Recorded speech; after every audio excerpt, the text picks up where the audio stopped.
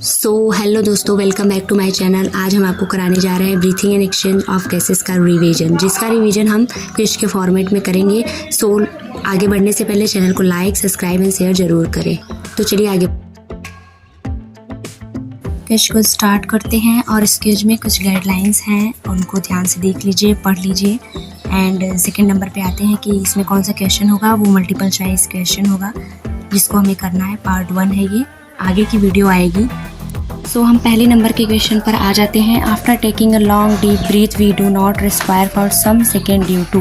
इसमें दिया है कि कुछ टाइम तक ब्रीथ करने के बाद हम लोग क्यों सांस नहीं ले पाते हैं। पहला दिया है ऑप्शन है मोर CO2 in blood, B is more O2 in blood, C is less CO2 in blood and D is less O2 in blood. Screen को पॉज करके क्वेश्चंस को अटेम्प्ट करिए एंड क्वेश्चन का आंसर कमेंट में ज़रूर कीजिए। चलिए हम क्वेश्चन नंबर 2 पर आते हैं। क्वेश्चन नंबर 2 है हमारा, which does not affect oxy haemoglobin dissociation curve. यहाँ पे डिसोसिएशन कर्व की बात की गई है और पहला ऑप्शन दिया है high O2 and high haemoglobin, B is high O2 and low CO2, C is high body temperature and D is high pH। तो दोस्तों, जो ये क्वेश्चन आपको कराए जा रहे हैं ये नीट में बहुत ज़्यादा पूछे गए क्वेश्चन है। इन पर बहुत अच्छे से ध्यान दीजिए और अच्छे से करिए।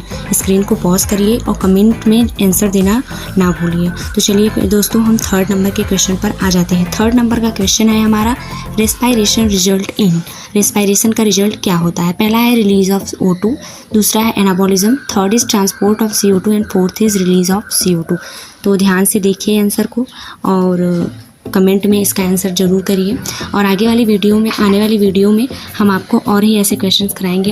ये क्वेश्चंस को करने के लिए आप हमारे चैनल को सब्सक्राइब जरूर करो और लिंक डिस्क्रिप्शन में टेलीग्राम का दिया गया है, उसे भी फॉलो ज़रूर करो, ज्वाइन जरूर करो। तो चलिए देखते हैं क्वेश्चन नंबर 4 में क्या दिया हुआ है। For proper transport of O2 and CO2 blood should. Proper transport of O2 and CO2 के लिए कैसा ब्लड होना चाहिए। पहला दिया है स्लाइटली एसिड, दूसरा है strongly acidic, third is strongly alkaline and fourth is slightly alkaline. तो ऑप्शन को ध्यान से देखिएगा और कमेंट में सही ऑप्शन जरूर पोस्ट कीजिएगा। और टेलीग्राम पर और भी मॉड्यूल्स एंड टेस्ट सीरीज डाली गई हैं, जिन्हें देखने के लिए आप चैनल को ज्वाइन पहले जरूर करें।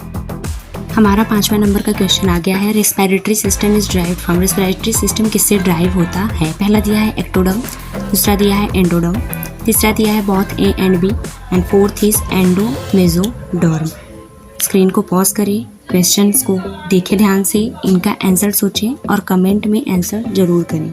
हम आपको बता देना चाहते हैं कि हमारी एक और वीडियो आएगी इसी चैप्टर की, जिसमें हम नीट के और भी PYQs करेंगे जो हमारे लिए बहुत ही इम्पोर्टेंट है।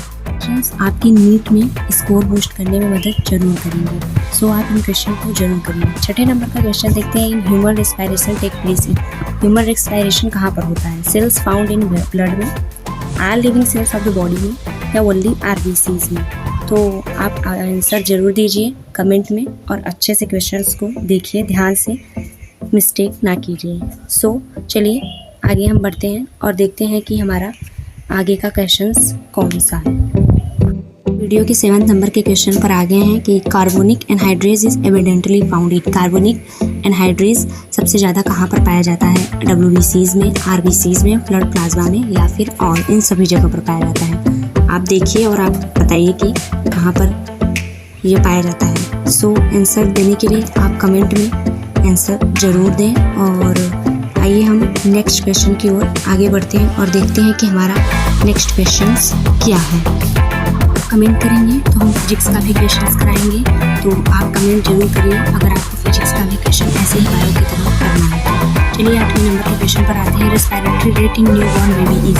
रेस्पिरेटरी रेट न्यूबॉर्न बेबी में कितना होता है। Equal to adult, less than adult, more than 1 adult and none. Questions में गलती करने के चांस ज़्यादा होते हैं, तो ध्यान से देखिए और अच्छे से अटेम्प्ट कीजिए और आंसर कमेंट में देना ना भूलें। दोस्तों, चलिए आगे की ओर बढ़ते हैं और 9th नंबर के क्वेश्चन पर हम अपने आ जाते हैं। देखते हैं कि हमारा 9 नंबर का क्वेश्चन क्या है।